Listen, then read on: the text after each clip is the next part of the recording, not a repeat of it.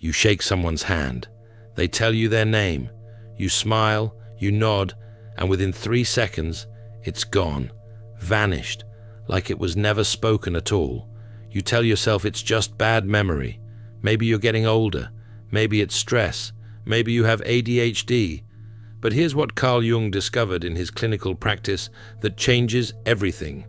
Forgetting someone's name is not a memory problem. It's an unconscious decision. Your shadow self is actively deleting that information. And the reason it does this reveals something disturbing about how you truly feel about power, connection, and your own ego. And by the end of this video, you'll understand why that name disappeared and what it says about the person you're hiding from yourself. The brain is not a passive recorder. It's a pattern, matching machine that constantly decides what matters and what doesn't. When you meet someone and their name instantly evaporates from your consciousness, your brain didn't fail. It made a choice. It deemed that name irrelevant or threatening. And Jung discovered that this choice always reveals something your conscious mind refuses to admit. Consider a case profile that illustrates this dynamic perfectly. We see this pattern in the story of a successful businessman who presented with what seemed like a simple complaint. He couldn't remember names. At dinner parties, at business meetings, even with colleagues he'd known for years, the names just wouldn't stick. This composite example, based on patterns Jung repeatedly observed, reveals something crucial. This man was brilliant. He could recall complex financial data, remember intricate details from contracts signed months ago, quote entire passages from books he'd read decades earlier. But names, they disappeared like smoke. Jung's approach to such cases was always the same. He didn't accept the obvious explanation.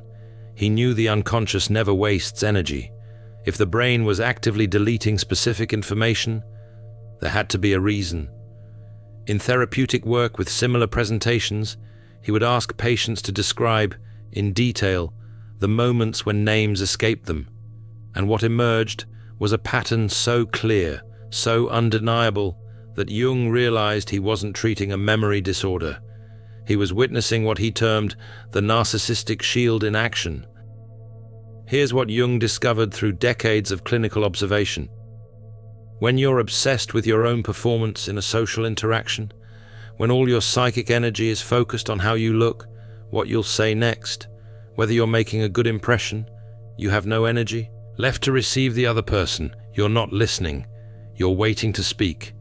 The other person's name is being spoken while you're rehearsing your response, adjusting your posture, managing your facial expression. Your persona, that mask you wear for the world, is consuming all available resources. Jung documented this phenomenon extensively in his clinical notes. The pattern he identified was unmistakable. The individual who forgets every name is the individual who unconsciously believes they are the only person in the room. Their conscious mind would reject this completely. They see themselves as friendly, interested in others, good conversationalists. But their unconscious knows the truth. Every social interaction is a performance, where they are the only actor that matters. Everyone else is just an audience. This is the first layer of what Jung called active forgetting. Your brain isn't failing to encode the name. It's refusing to encode it, because on some unconscious level, you've decided this person doesn't matter enough to remember. Your shadow is protecting your ego by erasing their identity before it can challenge your centrality. Think about the last time you forgot someone's name. Really think about it. What was happening in your mind during that introduction? Were you fully present, or were you already thinking about the next thing you wanted to say? Were you genuinely interested in this person, or were you calculating how this interaction would benefit you? Your shadow knows the answer, even if your conscious mind doesn't want to admit it. This mechanism operates completely outside conscious awareness. You genuinely believe you're trying to remember the name. You might even repeat it once or twice in your head, but your unconscious has already made the decision. This person doesn't warrant the psychic energy required for encoding. They're not important enough. They're not threatening enough. They're not interesting enough. Delete. But Jung discovered something even more disturbing about forgotten names. And this is where the psychology gets truly dark. Let's examine another narrative illustration that demonstrates a different manifestation of this phenomenon. Jung's clinical patterns revealed cases where individuals could remember the names of people they considered beneath them with perfect clarity. A housekeeper's name, the doorman at a building, the clerk at a store, these were never forgotten. But colleagues at the same level, people who might challenge their status, their names vanished immediately. Jung realized through careful analysis that the shadow was engaged in what he termed strategic deletion. This isn't random. This isn't about memory capacity. This is your unconscious conducting a psychological assessment and making a tactical decision about whose existence you're willing to acknowledge. When you forget someone's name, your unconscious might be signaling that you don't respect this person, or that you envy them, or that you fear them. The shadow deletes the label to strip the person of power. Think about it carefully. A name is how we anchor someone in social reality. It's how we acknowledge their individual existence. When you can't remember someone's name, you reduce them to a category. That woman from accounting, that guy who works in IT. You've erased their personhood and replaced it with a function. Jung documented this dynamic extensively in his analytical work. Empaths aren't broken, they're alchemists in progress. The Alchemist's Path gives you drills, Jung-based boundaries, and 3 exclusive chapter videos to turn overwhelm into clarity. By Surreal Mind, 236-page downloadable ebook, in stock. Begin now at thesurrealmind.com. He noticed that when individuals described people whose names they couldn't remember, they always used distancing language. They seemed nice. They were fine. Nothing specific. Nothing personal.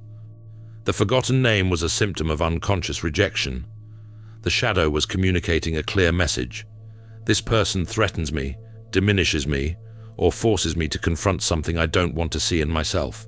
Delete them. But the mechanism goes even deeper. Jung identified what he called the projection element in name forgetting. Sometimes you forget a name because the person reminds you of qualities in yourself that you've repressed. Their confidence triggers your insecurity. Their vulnerability reminds you of weakness you've denied. Their success highlights your fears of inadequacy. Your shadow solves this problem elegantly. If you don't remember their name, you don't have to integrate what they represent. You can keep them at a psychological distance where they can't trigger your unexamined content. This is the tragic irony Jung observed. Repeatedly, the people whose names you forget most readily are often the people who have the most to teach you about yourself. But your ego can't tolerate that teaching, so your shadow deletes the messenger before the message can arrive. But here's where it gets even more complex. Jung identified a third type of name, forgetting, that revealed something beautiful and tragic about human consciousness. He termed these individuals the introverted intuitives, representing roughly 1% of the population. These were people who read the soul and energy of a person so intensely that the name, the label, the social identifier felt superficial. Their brains discarded it as noise. Consider a composite case study that illustrates this dynamic. Jung worked with individuals who presented with distress because they could never remember names at social gatherings. People thought they were rude, aloof, self-absorbed.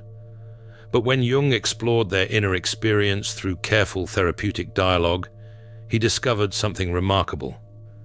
The pattern these individuals described was consistent. When someone tells me their name, I'm already feeling who they are. I'm reading their sadness, their fear, their hidden joy. The name feels like a distraction from the truth of them. It's just a word that everyone else agrees to use, but it's not them. Jung realized their brains were operating at a different level of perception. They were processing the unconscious content of the person, the parts of them they didn't even know themselves, and the conscious social label couldn't compete for space in their awareness. This is the tragedy of the deep feeler. Society demands you remember the label while you're experiencing the essence. And when you fail to perform the social ritual of name retention, you're punished for seeing too much, for feeling too deeply, for processing reality at a level most people never access. Jung's writings on this phenomenon are particularly poignant. The introverted intuitive lives in a world where names are lies and the truth is unspoken. And yet they are condemned for failing to honor the lie. They perceive the authentic psychological reality of another person with startling accuracy. They can sense the depression behind a smile, the fear beneath confidence, the loneliness masked by gregariousness. But they can't remember what this person calls themselves, because the name is superficial compared to what they're actually perceiving. This creates a painful paradox. The people who understand you most deeply are often the ones who can't remember your name. They know your soul, but forget your label. And in a society that values social performance over authentic perception, they're punished for their gift. But here's the part that terrified Jung. Because whether you forget names due to narcissism, rejection, or deep perception, the cost is always the same. And Jung documented this cost with disturbing clarity. Let's look at a narrative illustration based on patterns Jung observed repeatedly in professional settings. We see this dynamic clearly in the story of a senior executive whose career was destroyed through forgotten names. This composite example demonstrates the devastating consequences of unconscious name deletion. This individual was competent, strategic, brilliant at analytical work. But they couldn't remember the names of people they worked with daily. They'd call them buddy, chief, friend. They'd avoid using names altogether. People noticed. They felt it. And slowly, unconsciously, they began to turn against this executive. Jung's analysis of such cases revealed the core mechanism at work. A name is not just a label. It's a person's identity. It's how they were called by their mother. It's how they sign their achievements. It's how they exist in the social world. When you consistently forget someone's name, you are committing what Jung called psychological murder. You are erasing them from your reality. The individual in this pattern didn't think they were doing anything wrong. They were friendly, they smiled, they engaged in conversation. But their unconscious refusal to encode people's names sent a clear message that bypassed all conscious communication. You don't matter enough for me to remember who you are. People felt it before they could articulate it. They felt unseen, unvalued, dismissed, and they responded the way humans always respond to erasure. They scapegoated the source. Jung documented the progression in multiple clinical cases. First, people stopped inviting the name forgetter to meetings. Then they stopped sharing information. Then they began attributing malicious intent to neutral actions. Why? Because when someone makes you feel like you don't exist, your unconscious retaliates. You turn them into the problem. You other them before they can other you again. The career destruction Jung observed in such cases wasn't due to poor performance, but because the individual had unconsciously created a field of resentment around themselves. Everyone felt diminished in their presence, and they didn't even know why. Jung called this the scapegoat phenomenon. The person who forgets names becomes the person everyone wants to forget. This pattern plays out in families, friendships, and romantic relationships as well. Imagine being married to someone who constantly forgets the names of your friends, your relatives, the people who matter to you. What message does that send? It communicates that your world doesn't matter, that the people you value don't deserve space in their consciousness. Over time, this creates a profound sense of isolation. You feel like you're in relationship with someone who only acknowledges your existence, not the web of connections that make you who you are. But here's the twist that makes this pattern so insidious. The more someone is rejected for forgetting names, the more their unconscious defends the behavior. Because admitting they've been committing psychological murder would shatter their self-image. So instead, they blame others for being too sensitive, too demanding, too focused on superficial social rituals. They convince themselves that remembering names doesn't matter, that it's the relationship that counts. But Jung knew the truth. You cannot have a relationship with someone whose existence you refuse to acknowledge. The defense mechanisms Jung observed in such cases were remarkably consistent: rationalization, projection, denial. The individual would insist that names are superficial, that they care about people deeply, even if they can't remember labels, that anyone who's offended is being petty. But these defenses only revealed how unconscious the mechanism had become. Because if you truly cared about someone, you would care about what they call themselves. The name isn't separate from the person, it's how they identify. It's how they exist in language and social reality. So how do you break this pattern? How do you stop the shadow from erasing the names of people you meet? Jung's answer was simple but difficult. Conscious presence. Not memory tricks, not mnemonics, not repeating the name 3 times in conversation. Those are techniques that treat the symptom while ignoring the disease. The disease is that you are not actually present when someone tells you their name. You're in your head, you're performing, you're defending, you're judging, you're anywhere except in the moment of genuine connection. Jung's therapeutic approach to this issue required what he called suppressing the ego and persona for 10 seconds. Just 10 seconds. When someone extends their hand and says, "I'm Sarah," your only job in that moment is to see Sarah, not to plan your response, not to evaluate whether Sarah is important, not to wonder what Sarah thinks of you. Just see Sarah, receive her. Let her exist in your awareness without your ego filtering, categorizing, or dismissing her. This sounds easy. It's not, because your ego will fight it with everything it has. Your persona will scream that you need to perform, to impress, to maintain your image.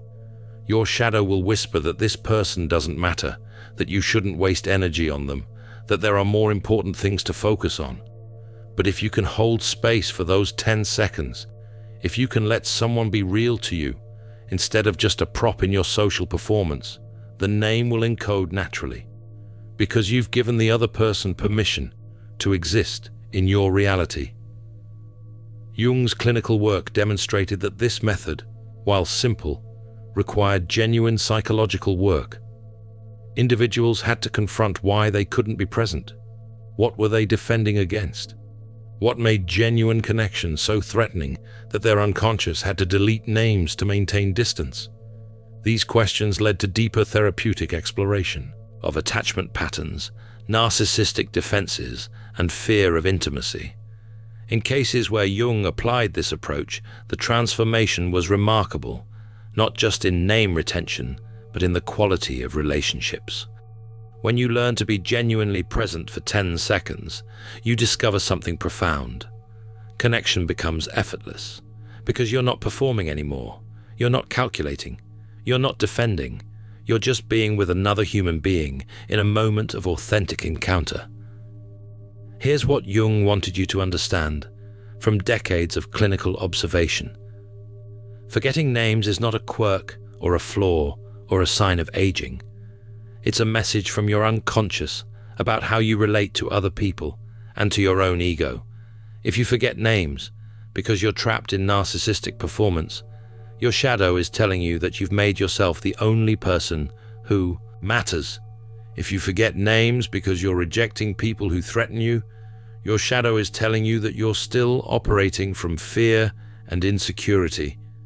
And if you forget names because you're overwhelmed by depth of perception, your shadow is telling you that you haven't learned to balance essence with form, depth with surface, truth with social ritual. The solution is always the same: conscious presence, the willingness to let another person matter, fully and completely, for 10 seconds. That's all it takes to encode a name. But those 10 seconds require you to sacrifice your ego, to drop your persona, to stop defending and performing and evaluating. Those 10 seconds require you to be real. And for most people, that's the hardest thing they'll ever do. Jung knew that people would resist this teaching. They would insist that remembering names is superficial, that what matters is the depth of the relationship, that they're just bad with names and always have been.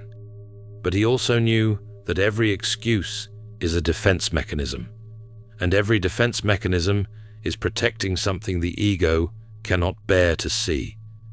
You forget names because your unconscious has decided those people don't deserve to be remembered. And until you're willing to confront why your shadow makes that decision, you'll keep committing psychological murder.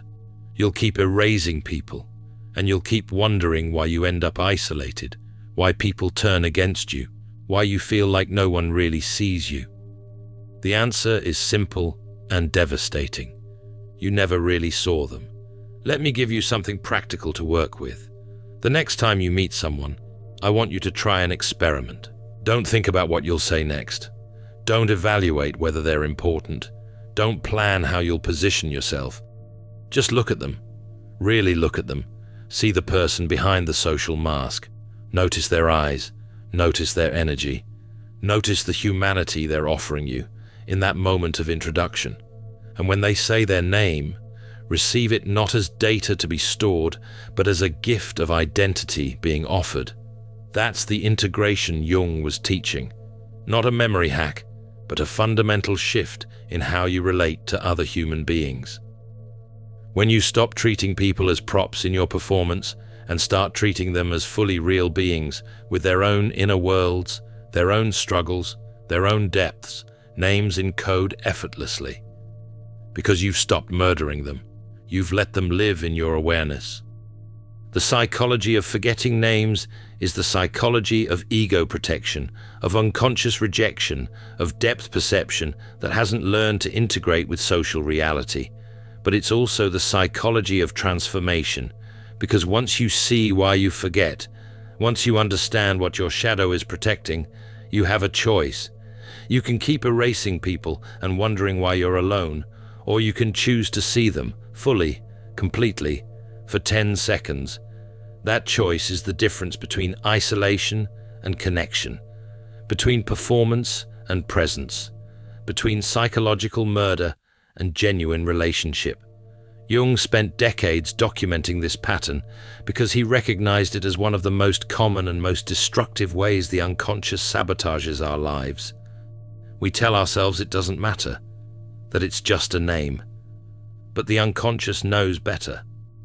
Every forgotten name is a person, erased. Every person erased is a connection lost. And every connection lost is a piece of your humanity sacrificed to the ego's desperate need to remain central, safe, and unchallenged. You don't have to keep doing this. You don't have to keep forgetting. But you do have to be willing to see why you forget. And that requires confronting the parts of yourself you've spent your whole life defending against. Your narcissism, your fear, your rejection of people who challenge you, your inability to let someone else matter as much as you do. These are uncomfortable truths, but they're also the gateway to transformation. This is the work of integration Jung spent his life teaching. This is the work of becoming conscious, and it starts with something as simple and as difficult as remembering a name, because that name represents a human being who exists just as fully, just as completely, just as validly as you do. When you remember their name, you're acknowledging their existence. You're saying, you matter, you're real. You exist in my awareness not as a function or a category, but as a person. That acknowledgement is sacred. It's the foundation of all genuine human connection. And when you withhold it, when you let names slip away because your unconscious has decided someone doesn't matter, you're not just forgetting information. You're committing an act of psychological violence. You're erasing someone's humanity. and your relationships, your career, your sense of connection to the world will reflect that violence back to you until you learn to stop. If you made it this far, write in the comments, "I choose to see you." Let me know you. Understand what Jung was really teaching, that every forgotten name is a choice, and you can make a different choice starting right now. See you in the next dimension. In The Alchemist's Path, perception training for empaths, you'll turn overwhelm into wisdom with practical drills, Jung-inspired boundaries, and step-by-step perception training. This guide includes 3 exclusive chapter videos to deepen each lesson. Written by Surreal Mind, 236 pages, beautifully designed 8.5 by 11 downloadable ebook, in stock now. Start your training today. Feel deeply while thinking clearly. Get The Alchemist's Path at thesurrealmind.com.